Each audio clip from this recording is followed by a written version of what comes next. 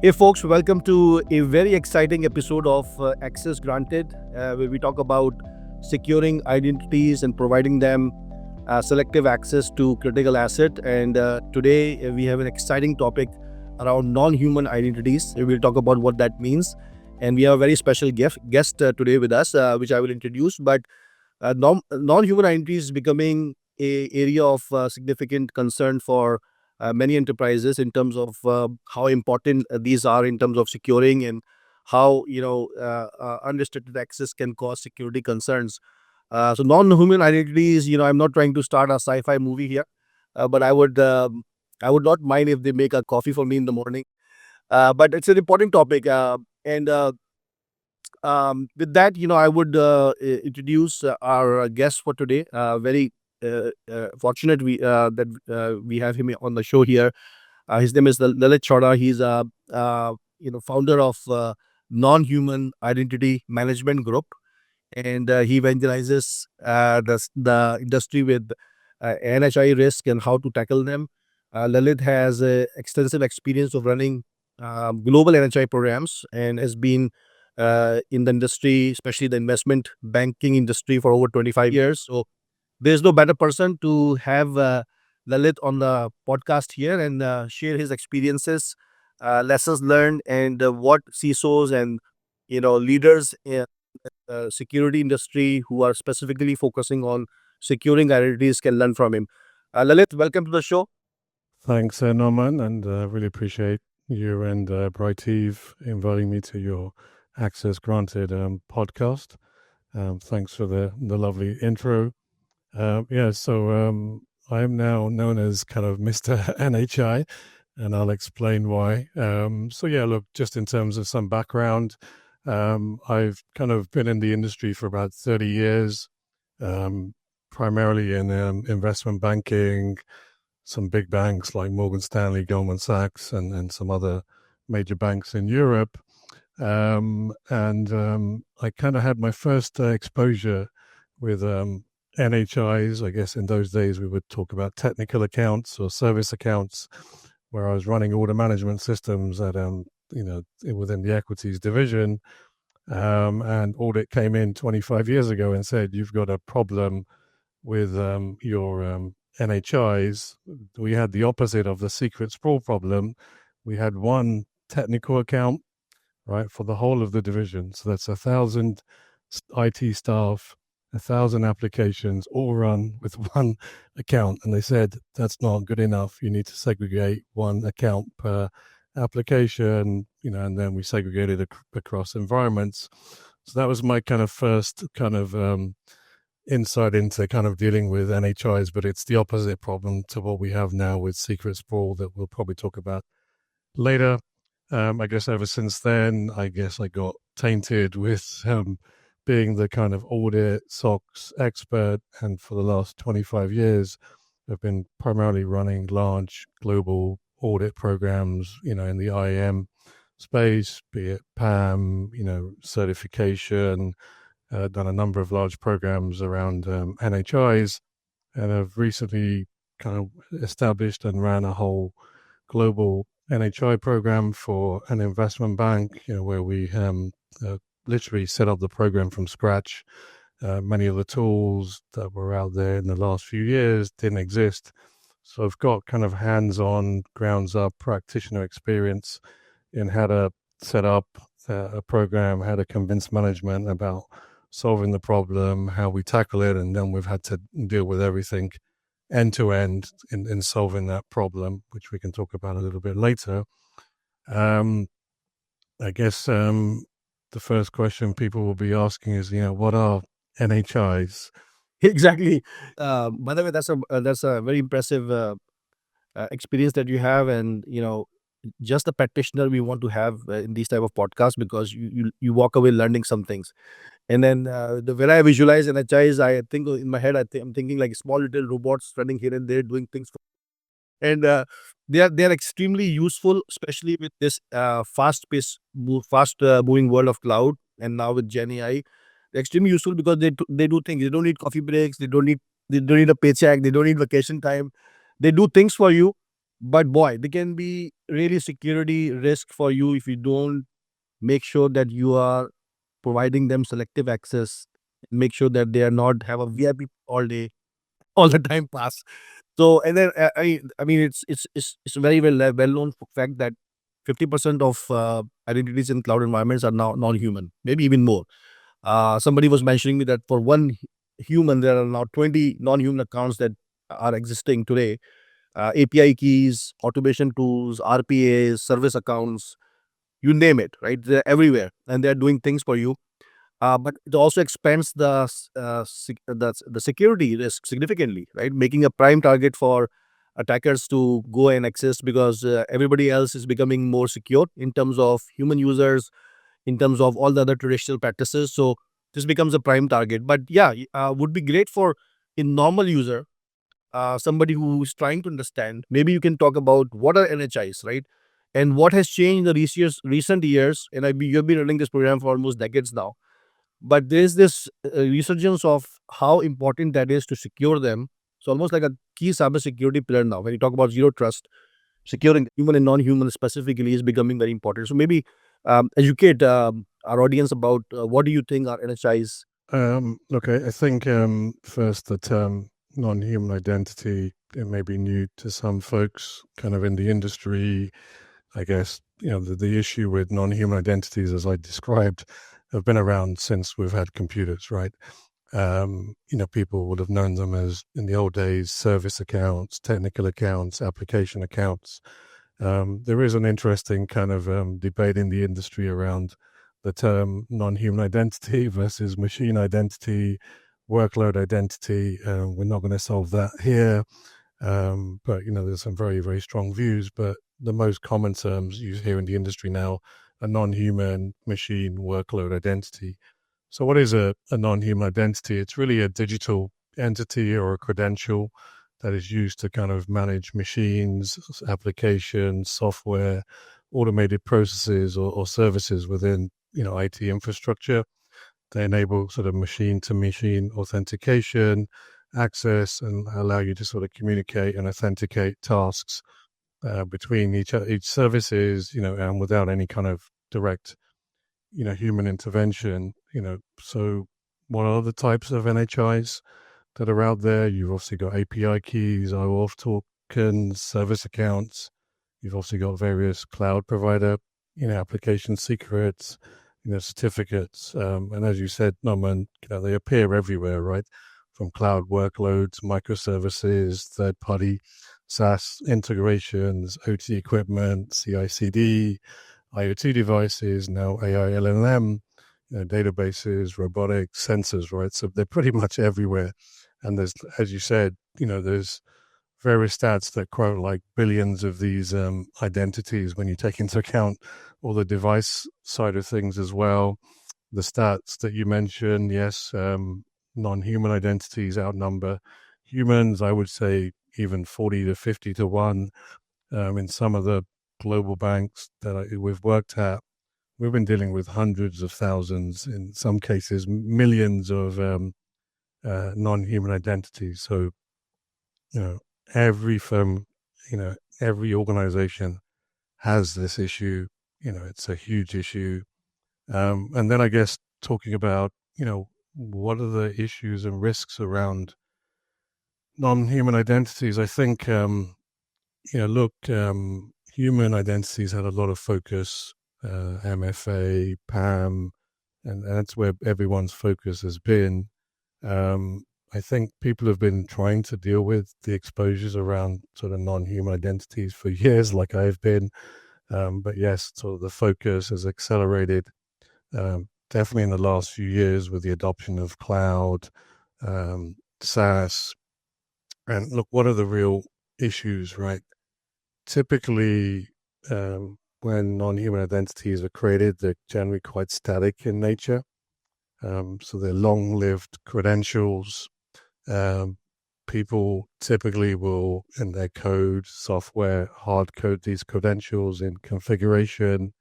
So, many of the attacks that you see, the first starting point is they look in, GitHub, GitLab repos, And because these credentials are hard-coded, passwords, API keys, they're very easy to discover. So that's a huge, huge problem. That's probably one of the biggest issues that we have in the industry is hard-coded credentials that are easy to discover. Another huge challenge is how do you get an inventory of all your non-human identities? Like in the old days where most of the firms I worked, we were mainly dealing with on-prem, and it was hard enough trying to get a view of inventory of all your accounts. You've got endpoint databases, you've got, Windows, Linux servers, you've got directory services. So you've got many different places where a non-human identity can be either defined or authored. So unless you've got visibility and connectivity to all those sources, it's very hard to get an inventory. And I guess that problem's got a lot worse with cloud, multi-cloud, SaaS. So that's what they say, we've got a big secret sprawl problem is the cloud has made that, much, much worse. And then obviously with AI coming along, there's a fear now that there's a prediction that the number of NHIs will just continue to increase exponentially with Gen AI as well. What are some of the other things, right? You have a lot of, because these accounts are stale, there are so many of these accounts, people don't know how many there are. Many of them are stale, they're unknown, they were created many years ago. And because there's no inventory and there's no lifecycle management processes that you typically have with human accounts, there could be many thousands of accounts. We've seen at some orgs, 50% of the accounts are unused, right? And that increases the surface area of risk. There's a lack of ownership of these accounts. Who's the owner? Who do you go after to fix the issue? You have sharing of accounts across applications, which is a very bad practice. And then clearly one of the other big things is lack of cycling, rotation of credentials. And clearly, if you're trying to rotate credentials and your credentials are in your source code, repos, you can cause operational risk if you don't understand all the dependencies. Obviously, other things, excessive privileges. Typically, NHIs have keys to the kingdom because they're doing highly privileged activities, sometimes very overprivileged, but these are the ones that the hackers go after, or even the internal threats, right? Because they have the keys to the kingdom, they're easy to discover. So those are some of the kind of risks and exposures around NHIs. That's very informative, very insightful. And while you were talking about this thing, I think I was thinking in my head, right, that when we were in on-prem world, right, when there was no cloud, everything was inside a parameter. You have certain servers and you have even service accounts. You know exactly who is, using those to access what. In cloud, it basically flips everything on his head, right? Because now you are a distributed cloud.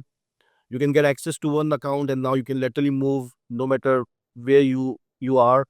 So it has even become a lot more riskier for enterprises because there's no control. It's a flat architecture in this cloud world. And also, I think the as you mentioned about GitHub, a lot of data scientists when they are doing their work, and obviously data scientists and developers, their focus is to build code and least worried about I'm doing identity security or NHI security or not. And they sometimes Jupyter Notebook is a great example. People basically they hard code sometimes passwords and keys into the code, and that gets put out to their public repo because it's open source. And that's what attackers are after these days. I think securing that is the key.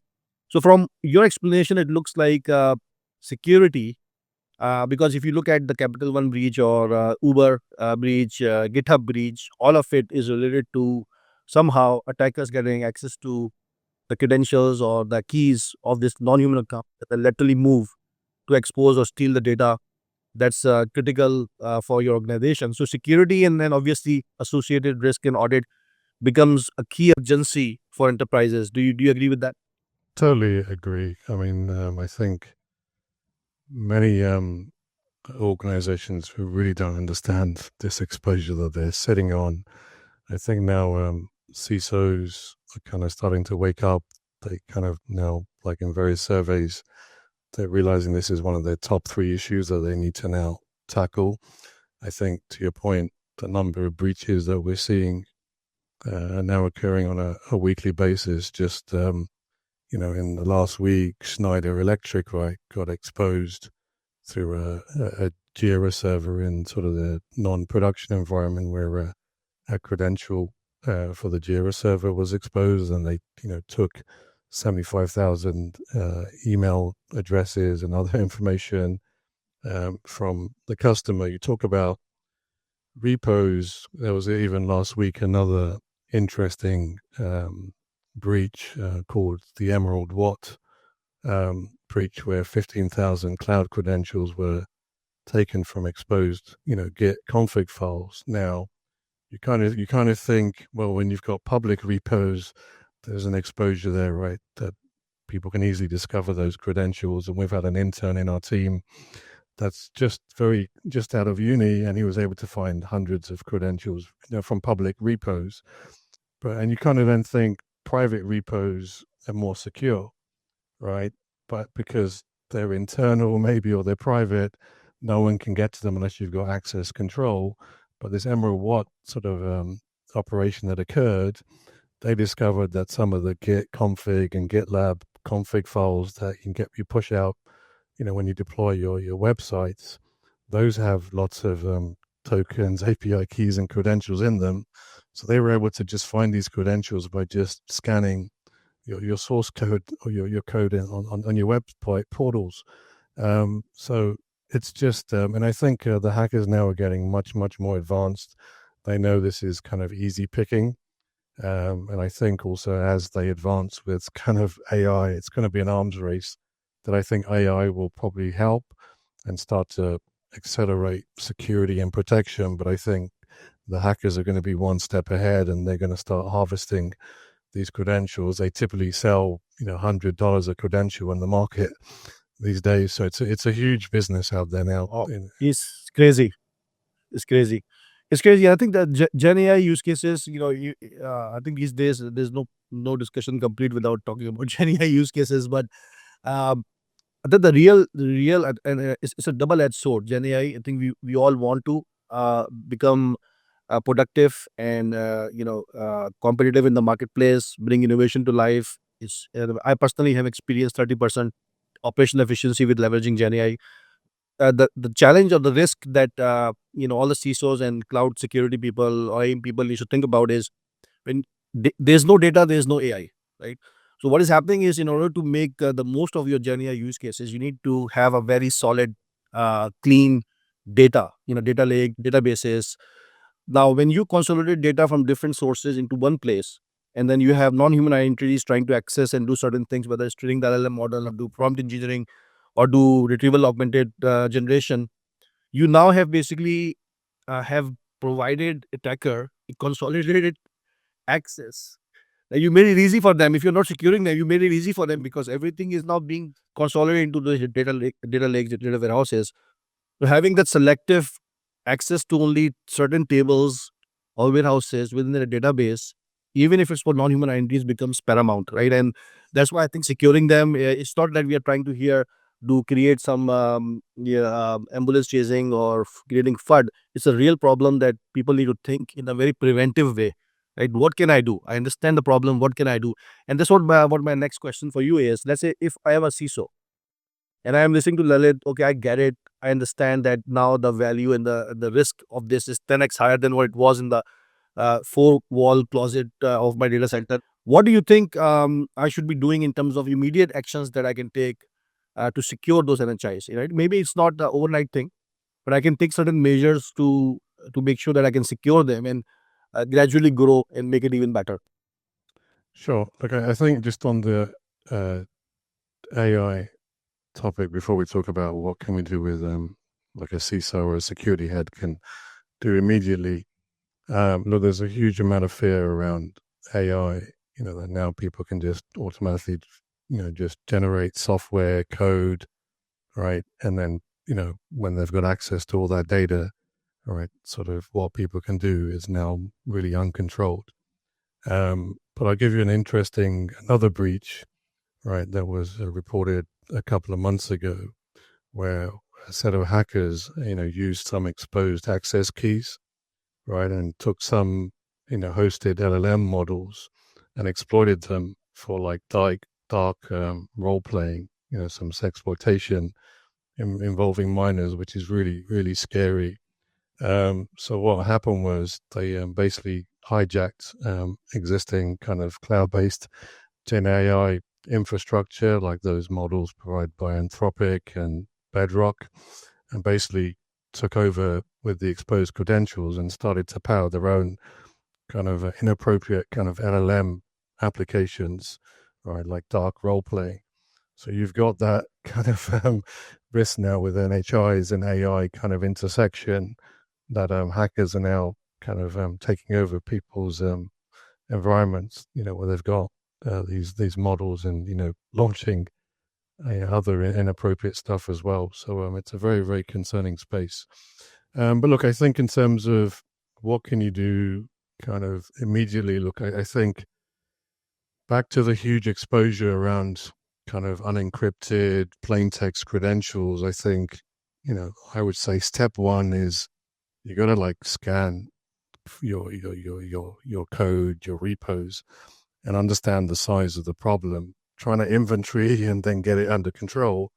But I think most organizations will have a rude awakening when they try and understand what's out there, right? And sort of maybe some of the bad practices that are out there. I think also, there's a stat that says an average organization has roughly 300 plus SaaS integrations, right? So typically an organization will have no idea about those integrations or the credentials, API keys that are used.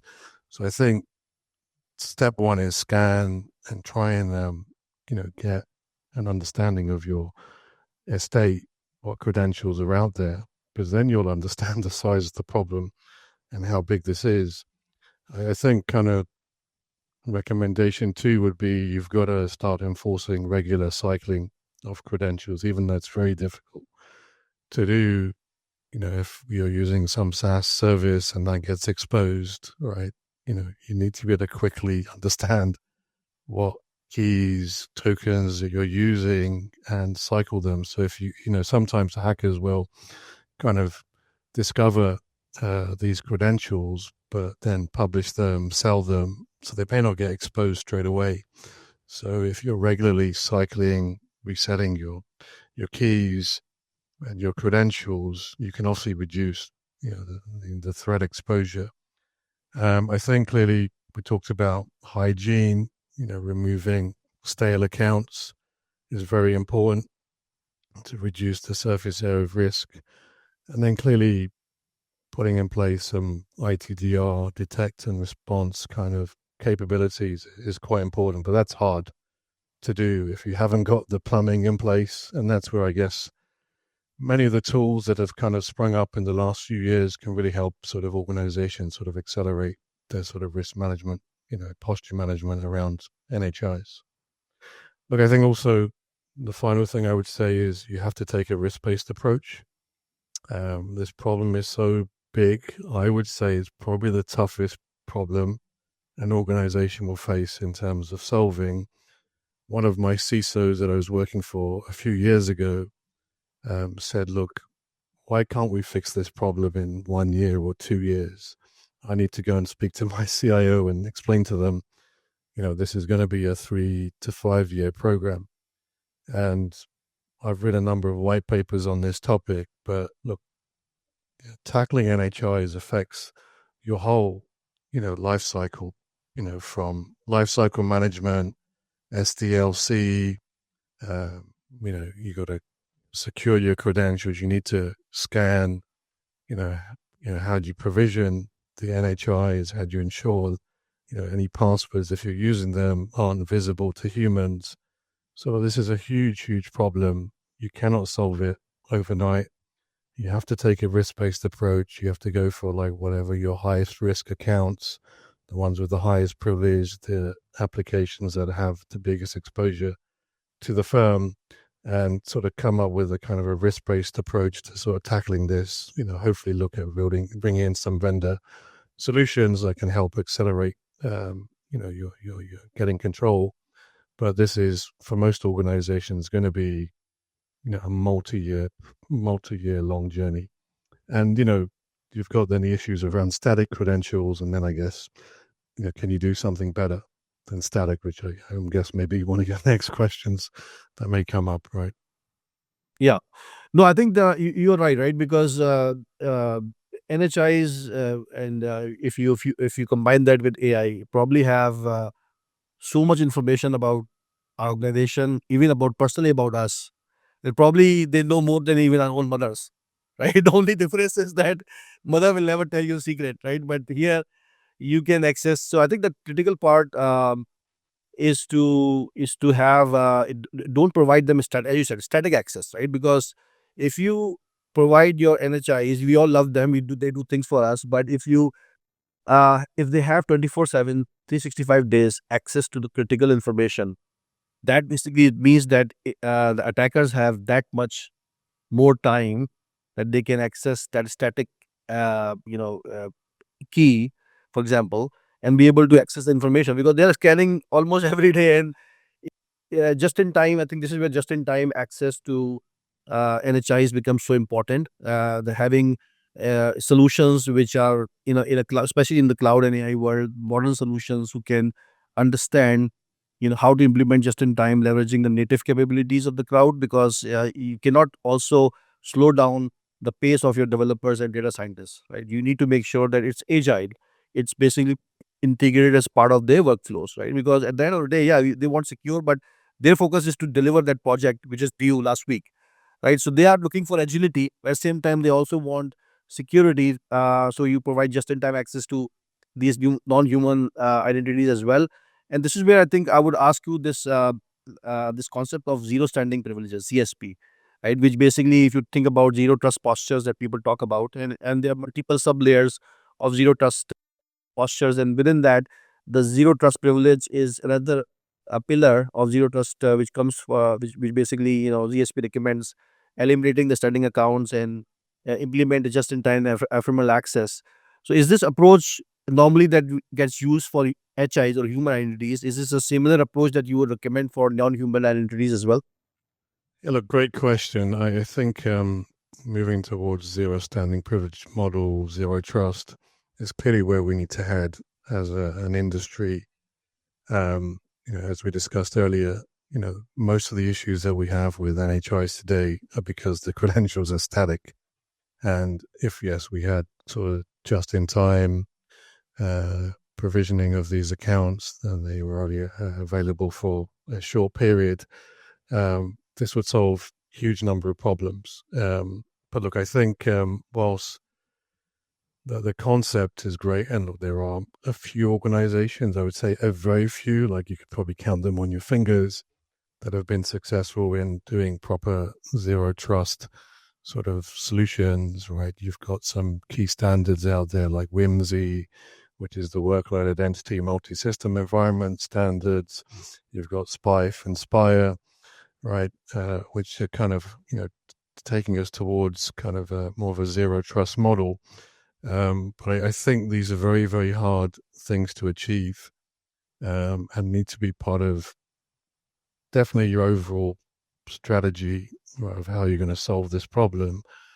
But I think because there's just so much legacy that's out there, there's just so much standing access of these NHIs, you've got to come up with a hybrid approach of like, how are you going to tackle your current exposure?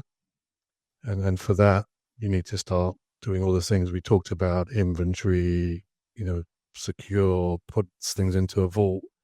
And then over time, chip away at, and as you build new stuff, start moving to more a zero trust model.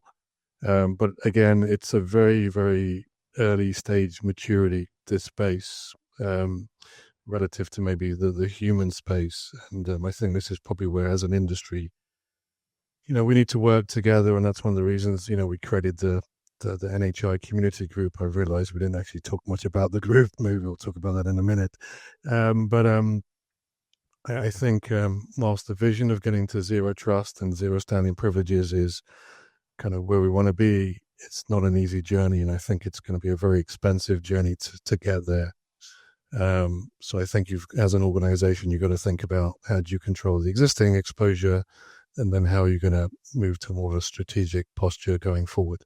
Absolutely, I 100% agree. And I think I did a research. We did this about a few weeks ago, and zero trust identity and access, zero trust posture for identity is probably one of the highest search keyword in Google these days, right? So people are trying to learn, people are trying to make sure that they are aware of the challenges, risk, and I think more than that, they are looking for prescriptive, actionable guidance. Okay, I understand it, but tell me what to do. And this is where I think your group, non-human entities, maybe we could talk about this. It can help, right? That tell us about the problems, but also, what are two things I can do this year? What are three things I can do next year? So at least I can start to reduce the blast radius and start to secure my environment. Maybe talk about your group as well. Yeah, look, why did I create the group? So we created it about 7 months ago now, and it's been a bit of a whirlwind since then. I kind of realized after having run these programs at various orgs, I got involved in sort of a startup that was doing sort of NHIs as an advisor. And it sort of opened my eyes to what was going on in the industry. There's been like 300 million plus in VC funding this year in the various sort of startups that are building solutions. So clearly the industry is concerned about this huge exposure, huge investments going in. CISOs are concerned. But when I looked at sort of what was going on in the market, if I was a customer trying to understand how do I even start thinking about this problem, how do I learn about it? Look, my CISO was lucky that they had me already on board, that I could start the program running immediately from my experience. But there's not many people, I would say, in the industry that have got hands-on practitioner experience in solving these problems. So I first thought, let's create a LinkedIn group, which is called the Non-Human Identity Management Group.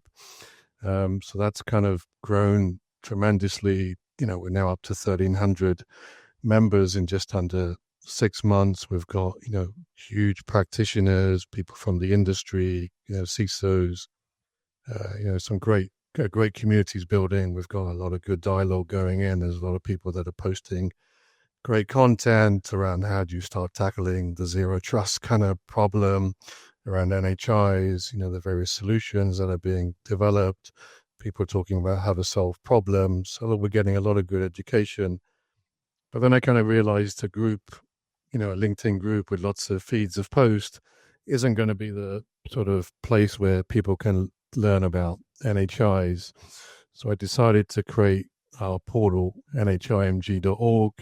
So, we're viewing ourselves as kind of a community group where we kind of provide education, we out evangelize. I guess I'm now seen in the industry as Mr. NHI and the number one influencer on NHIs. And so our portal's now got some great content around understanding, all the things that we've talked about. People can read some great white papers, a lot of research. We've got some great animated videos, great blogs. So our goal of our group is really to help educate and help organizations understand the exposures, how can they start tackling them, and we can provide them with independent guidance and advice. And then even sort of provide insights into the products that are out there in the market. And I would definitely say, look, today, as I've mentioned a few times, look, these are going to be big programs that you need to tackle. You're going to have to set up, a program managers, and build typically a large team. But now that there's a lot of products that are coming out onto the market, including yours, people can kind of accelerate, and sort of fast track, kind of getting control of this stuff. But by no means it's going to be an easy, challenge. So look, that's our goal. And look, part of our group also is that we want to kind of bring the industry together, have dialogue about how do we get to that target state, zero trust model. We don't have all the answers. There's a lot of different opinions, So that's the other goal, is to kind of provide research and kind of collaborate across the industry as part of kind of our mission statement. That's a very noble cause, noble mission, and I personally love these type of initiatives. Would love to work with you in any way to support the NHI movement, helping customers, partners secure their businesses. secure the intellectual property, private data, customers' data. It's extremely important at any level. Um, a quick question I have is now in terms of you mentioned early on that you know a lot of regulators, you have worked with them in the last 10, 15 years. When they look at NHIs, when they're doing audits or compliance findings, are they now also looking at NHIs in a different view because of this cloud that has happened? Or what are they thinking? Are they also coming up to speed with ensuring that when they audit, do compliance checks or security checks, they actually have a NHI focus as well for businesses? Yeah, look, this is a great question. Look, I think some of the regulations that have been out there have gone after NHIs, like SOX controls, expected, you know, NHI accounts, service accounts, technical accounts to be cycled on a regular basis. But it was very simple. It was very, you know, similar controls to what you have with humans. And look, if you see how regulators and auditors have evolved, their focus was always in the past around human access and PAM, in getting rid of, you know, highly privileged access that humans had in terms of permanent access to production. So I think probably up till about 3 years ago, maybe 4 years ago, that's been the focus for the regulators and auditors, even though in the background, NHI risks were probably known. But what we've definitely seen various clients that we've been working at in recent years, that the regulators and auditors are definitely up their game now around NHIs, and they're asking specific questions now around how do you control NHIs? Do you have unencrypted credentials? Do you cycle your NHIs? They're even talking about what monitoring controls do you have in place. I don't think yet the auditors and regulators have kind of joined all the dots around the exposures around third party sort of supply chain attack issues that are also linked to NHIs, and with cloud and multi-cloud and microservices, and the things kind of exploded. So I think they're still not really kind of up to speed with how big the exposure is. So I think organizations are fortunate at the moment that they're not being hit as hard as they could. But I think some of the big breaches that we've had, like with Snowflake and others, I think now the regulators and auditors are definitely waking up to this problem and realizing it's a huge, huge exposure. Yeah, I think it will happen very quick because, as you said, right, because of these high-profile breaches that are happening these days, cyber premiums, insurance premiums are going up, and at the end of the day, it's a circle, right? So when you have breaches, high-profile breaches, where auditor has already audited and approved and certified, it's a big miss, right? So they have to come up to speed. Podcasts like this or NHI community would also help accelerate with actionable steps that they can also then incorporate, like the whole NYDFS regulation that came, which talked about least privilege access and not having standing accounts was a key reason why it happened, right? And I think it will start to happen. It will start to show up. Now, my question for you is, most of the customers, when they talk about, when they try to take care of human identity, especially in the data center world, they're used to leveraging traditional PAM tools, right? That's normally focus on passwords and vaulting, and maybe just recycle every 30 days. They actually have teams and people who are just, their job is just to manage passwords and recycle every 30 days. Now with the cloud driven world, automated environment, things moving fast pace, NHIs everywhere, what do you think, these traditional tools are not, I would say, optimal to secure your HIs and NHIs in the, especially the cloud dominated world? Look, another great question. Look, this is a question I get asked actually quite a lot by the industry, other CISOs, around like, why can't I just use my existing tool sets, my IGA, PAM tool sets? Why can't I use HashiCorp or, CyberArk? Look, I think, yes, you can use some of those solutions to tackle bits of the problem. But, like a PAM solution, typically will just hold your credential. If you want to do cycling, yes, they can provide capabilities to cycle, but if you're having to cycle a database, you need to have connectivity to all the endpoints. But then in terms of things like, is the account active? Has it been stale? Ownership issues? These PAM solutions don't have any of those capabilities typically out the box, right? So if you want to understand, how many accounts you have, can you clean up 50, 60% of them? You need to know about when the account was last used and have other metadata, that these PAM tools typically won't give you out the box. I think clearly things like ITDR, detect and response, folks that are maybe inappropriately using the accounts, be it a hacker. I guess we've not talked about the internal risk, right? There's a huge insider risk around NHIs, because clearly these are ones that have been created by developers and IT staff. And we do see a lot of cases where humans are inappropriately bypassing PAM controls because they don't like them sometimes, and then using the NHIs instead because they know the password, they know how to connect to a database. So I think there's a lot of big gap between the current sort of PAM tool sets and IGA tool sets that are out there. Like scanning is another use case, right, that you need to have that we've talked about. And these tools don't. You need to first know how many things you've got. And even if you know how many accounts you have, where is that account used? It could be used in 50 places, in 50 pieces of code or script. You need to uncover all those dependencies, right? If you want to cycle a password and avoid operational risk, you need to know every piece of code that's referring to your credential so you can then put it into a vault. So yes, PAM tools will help facilitate, but they have, there's just so much more around the whole life cycle. And, I get asked this question a lot as well. Look, it's a double-edged sword. Should you combine products that have human and non-human capabilities? Like, I think some of the core lifecycle processes are very similar, right? Pre-certification, ownership, hygiene, provisioning. But some of the things we've just talked about around scanning, vaulting, some of these things are very specific issues to do with NHIs. So I think longer term, back to the zero trust kind of model, where everything is just in time, whether it's a human identity or a non-human identity, they're all kind of align that, there's something that needs access to something to perform some activity, whether it's a human or a non-human. So I think there will be convergence over time.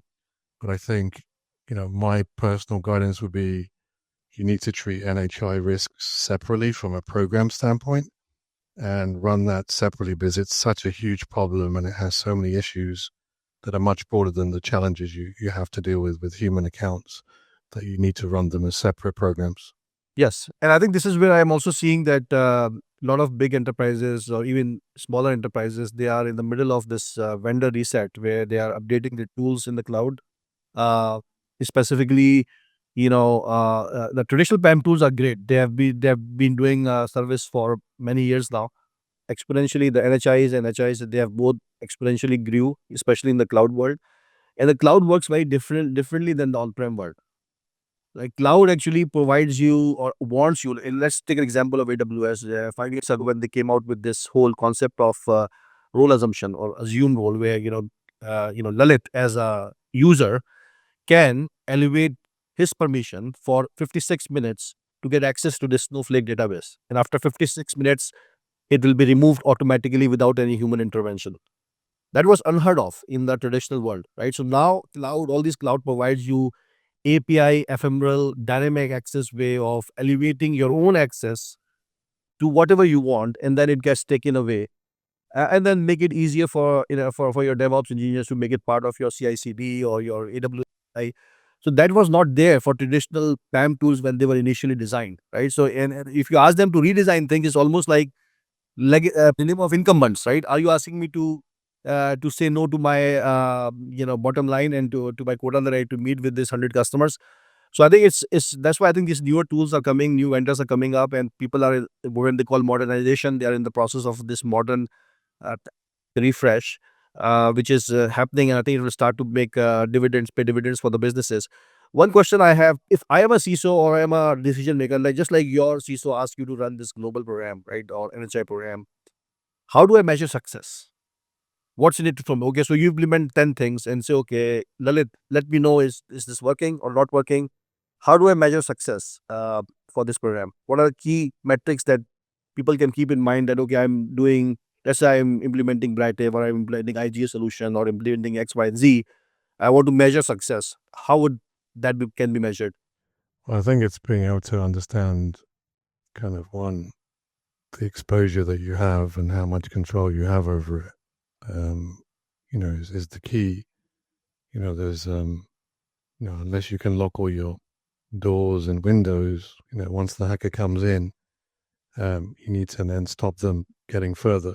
So I think, the measures are, you're going to stop internal threats, internal accidents. That happens a lot, right? Where someone accidentally connects to production instead of non-production because the same credentials used across environments. So I think you'll see a lot less internal issues, right? With, misuse of credentials. Clearly, obviously, you're going to then be much better placed to deal with any breaches, be it a third-party exposure, to a supply chain provider you're using.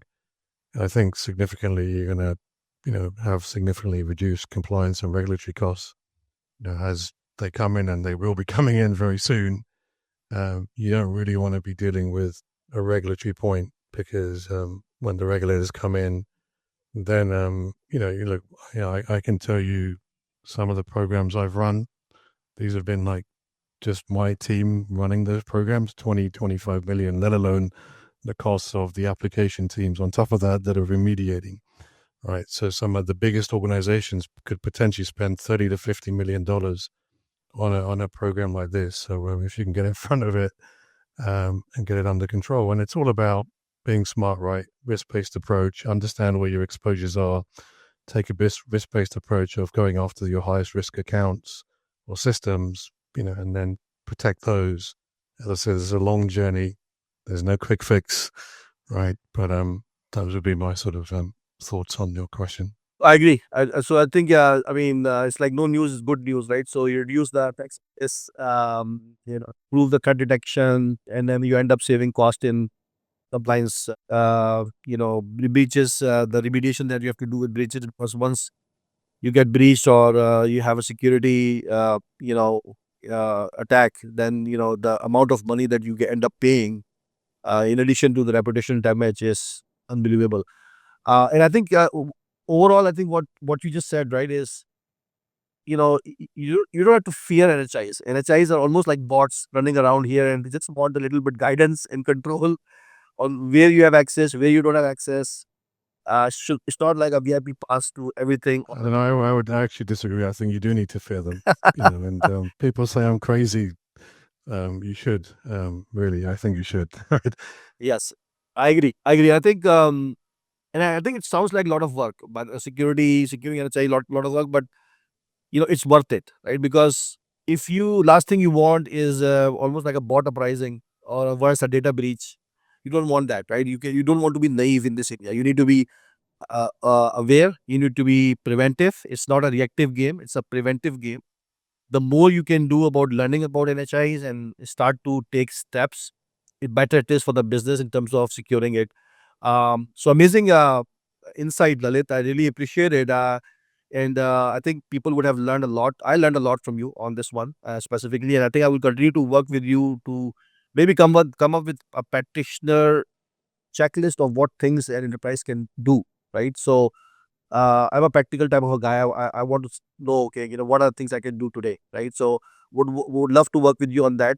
Um, Before we end this podcast, I always ask, what are the two key takeaways or one key takeaway audience can take? Let's say they forget everything that we have discussed so far, but what is that one thing that they can take away or two things they can take away with them? Look, I would say one, like start with the simple stuff like policy, standards, and controls. Right, a lot of this is kind of bad behavior by your staff.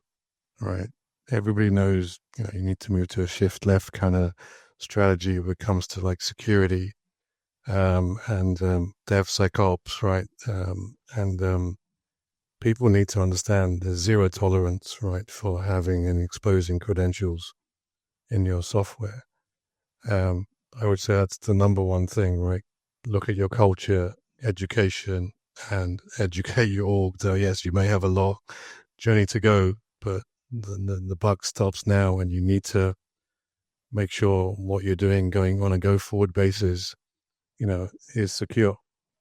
And then I'd say, yes, scan, find your exposures, right? And then you'll wake up and realize, and you'll then start to get very concerned about the exposure you have. Because it's very easy these days, right? Red teams come in, regulators bring them in, and the first thing they do is they go to your repo, and they're guaranteed to find hard-coded credentials. And then you're on the defensive, right? Then you've got a red team finding, and then you're like scrambling. What do I do? What do I do? So look, you need to get in front of this, and do it now. Absolutely. Great advice.